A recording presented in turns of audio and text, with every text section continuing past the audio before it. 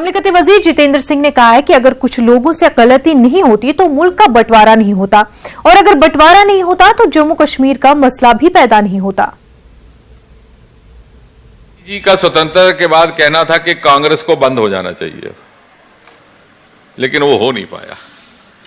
लेकिन गांधी जी की ये इच्छा कि भारत कांग्रेस से मुक्त हो, वो भी मोदी जी के होते ही हुआ है।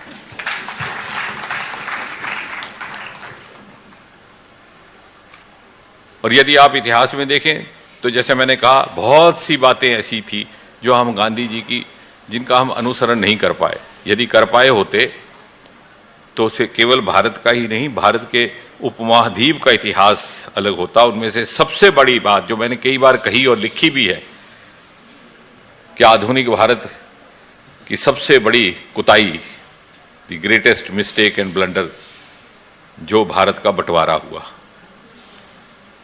और गांधी जी ने कई बार कहा था, यहां तक एक बार कहा कि यदि बंटवारा होगा तो मेरे मृतक शरीर के ऊपर से होगा।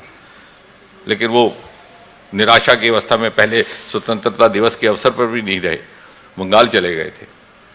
यदि आज उस बात को समझ लिया होता कि कुछ एक लोगों की महत्वाकांक्षा के कारण बंटवारा हुआ, समाज का बड़ा वर्ग नहीं चाहता था कि बंटवारा हो, चाहे वो हिंदू है चाहे मुसलमान। मुस्लिम वर्ग में तो एक फोरम बना था, प्रोग्रेसिव राइटर फोरम, जिसमें उस समय के नामवर मुस्लिम साहित्यकार थे, कैफी आजमी थे, साहिर थे, अकबर अलाहाबादी थे, ये सब लोग थे जिन्होंने इस बात का विरोध किया था।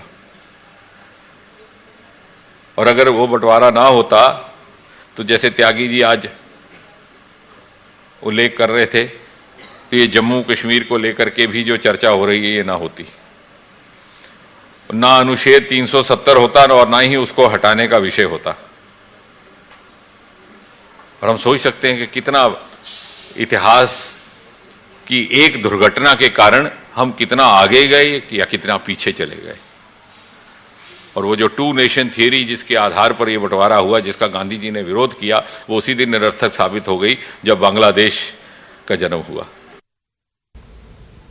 हिंदुस्तान की बदहाल मईशत को पटरी पर लाने के लिए मोदी हुकूमत एक बार फिर कई बड़े ऐलान कर सकती है। वजीर खजाना निर्मला सीतारमण आज प्रेस कॉन्फ्रेंस कर सकती हैं। प्रेस कॉन्फ्रेंस के जरिए हुकूमत की जानिब से नए ऐलानात किए जा सकते हैं।